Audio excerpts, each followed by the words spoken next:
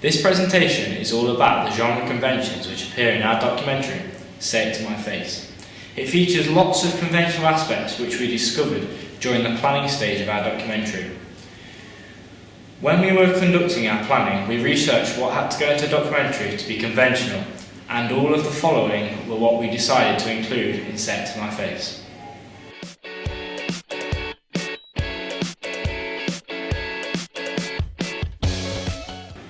The first genre convention we looked at was the convention of a voice of God narrator. We used Mrs. Lady as our voiceover, as you can see from this clip. 1 in 4 of these children has had it happen more than once. The non-diegetic sound of her voice often is supported by various montage footage based on what she is saying. For example, when she discusses Hannah Smith, it is supported by footage which is parallel and related to what she is saying. We have followed the convention by keeping the voice of God short when it can be heard. Mrs. Lady can be heard during all 3 stages of Todorow's equilibrium theory in our documentary. She stands as the backbone for the documentary, giving away key messages which are conventional for documentaries.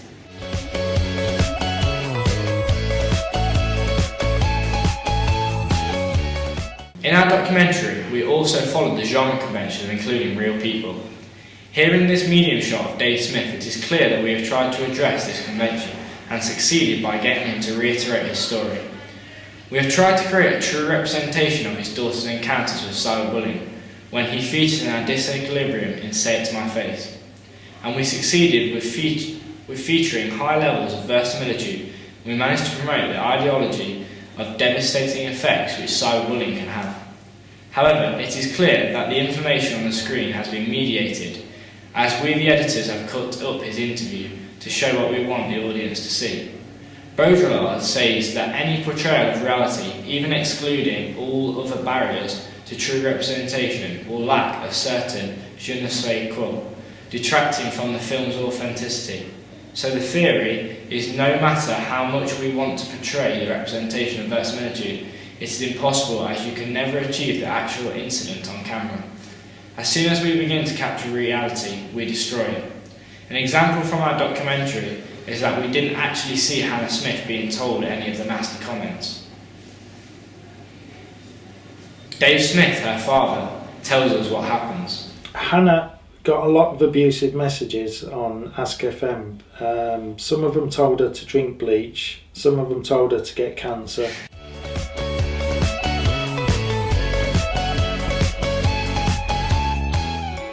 We also included the expository convention in a documentary, and this is where we address the audience directly. We asked them, what do you think cyberbullying is, via the voice of God? Cyberbullying is cowardly, just people sitting behind a keyboard. So as it is clear to see here, we have directed our audience directly by asking them to give their opinion on what they think cyberbullying is. There are also other ways that we have included this convention in Say It to My Face, as we have included images to support where the voice of God is saying. For example, there are 1.11 billion users on Facebook. These images have a direct relationship with what the voice of God is saying in her voiceover. In addition, this convention is all about persuading the audience to take a certain view on the topic.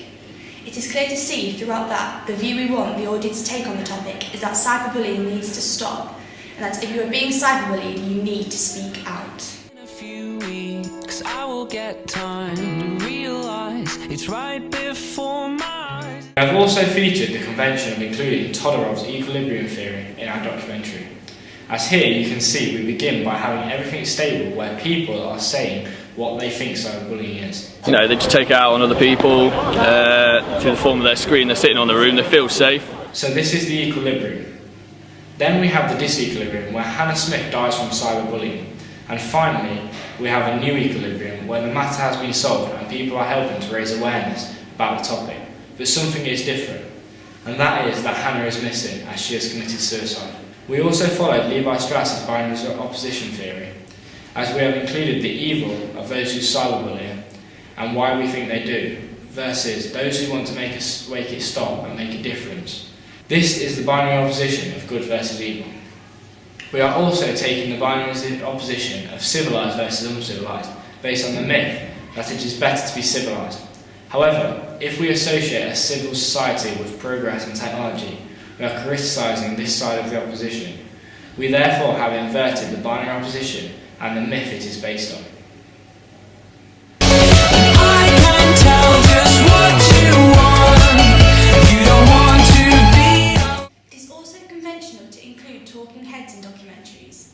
For example, if we look back at past student work, Holly and Debbie Figure Me Out, we can clearly see a series of talking heads answering questions related to the topic of anorexia.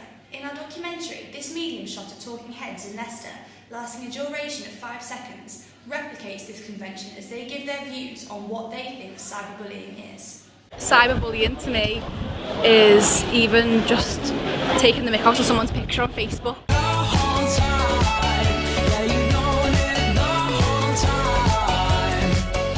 Furthermore, it is also conventional to include real-life example interviews.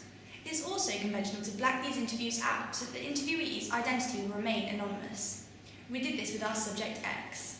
That I didn't even know had been taken, and I felt really alone. And the idea of included interviews with real-life subjects is to obtain realism and try to replicate verisimilitude. However, as discussed previously, Baudrillard's theory states this is not possible, as you can never ever capture what actually happened, and the director in our case, myself and Tom, didn't actually video subject X's experience firsthand. We have mediated what exactly happened to her.